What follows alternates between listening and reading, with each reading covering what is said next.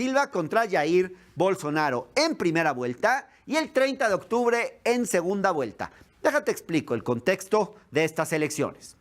Al igual que en muchos países de América Latina, en Brasil hay 2 vueltas electorales. En la primera participarán muchos candidatos y en la segunda solo los 2 que queden como punteros.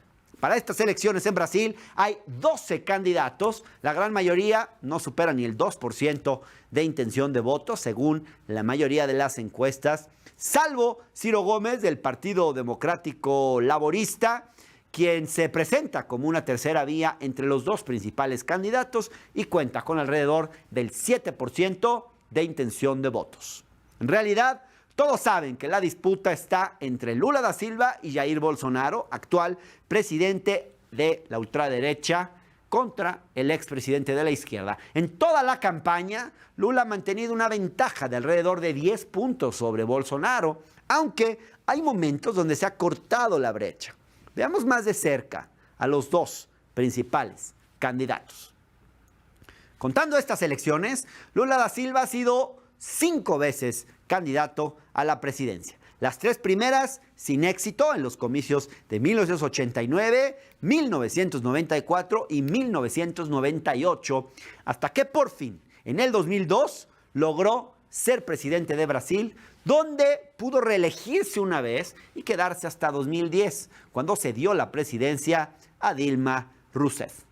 Durante sus gobiernos, Lula logró sacar de la pobreza a más de 28 millones de brasileños, incrementó el salario mínimo en Brasil en términos reales casi hasta el punto de duplicarlo, redujo drásticamente la desnutrición infantil y la desescolarización en su país. Además, el Producto Interno Bruto de Brasil creció muchísimo, llegó a tener un crecimiento de hasta 7.5% anual durante su último año de gobierno, 2010. Por esto y mucho más, es que Lula terminó su mandato con un 80% de aprobación. Sin embargo, las cosas se complicaron en el gobierno de Dilma Rousseff cuando llegó la crisis económica y surgieron varios casos de corrupción que apuntaron a varios políticos de distintos partidos, incluido el del presidente Lula da Silva. Eventualmente, Lula fue encarcelado sin tener realmente pruebas en su contra y estuvo en prisión por 580 días hasta que lo liberaron con un simple "usted disculpe, nos equivocamos". En realidad, toda esta maniobra tenía como objetivo quitar de la jugada a Lula da Silva para que no pudiera competir en las elecciones de 2018, precisamente en las que ganó Bolsonaro. Es por eso que estas elecciones de 2022 tienen un tinte de revancha entre el histórico Lula da Silva y el ultraderechista Jair Bolsonaro. De revancha, sí, pero también de rescate, hay que decirlo, porque durante estos años Brasil ha vivido un periodo de oscuridad, caracterizado por una pésima gestión de la pandemia, un retroceso de muchas de las conquistas sociales que se alcanzaron durante los gobiernos del Partido de los Trabajadores y en general un crecimiento del fascismo y de la discriminación en el país. Bolsonaro, que representa lo peor de la derecha latinoamericana, derrotó al candidato del PT en 2018 a base de discursos de odio y de fake news. Esto ha quedado ampliamente demostrado. Las noticias falsas difundidas a través de redes sociales, particularmente WhatsApp, jugaron un papel muy importante en las elecciones de hace 4 años. Bolsonaro es un tipo que reivindica la dictadura brasileña, que dice que su principal error, el principal error de los militares fue torturar y no matar, que se burló de la tortura que vivió Dilma Rousseff, que ha declarado que el pobre solo sirve para votar, que el afrobrasileño solo sirve para procrear, y así entre muchas otras barbaridades.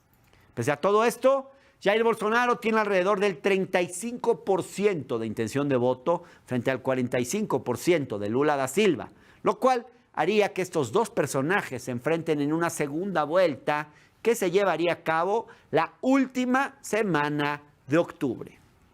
De concretarse la victoria de Lula, más del 85% de la población latinoamericana sería gobernada por líderes de izquierda, lo cual le dará una nueva vitalidad a la ola progresista en América Latina y será, por cierto, algo inédito. Nunca habíamos tenido a tantos países de la región con gobiernos de izquierda.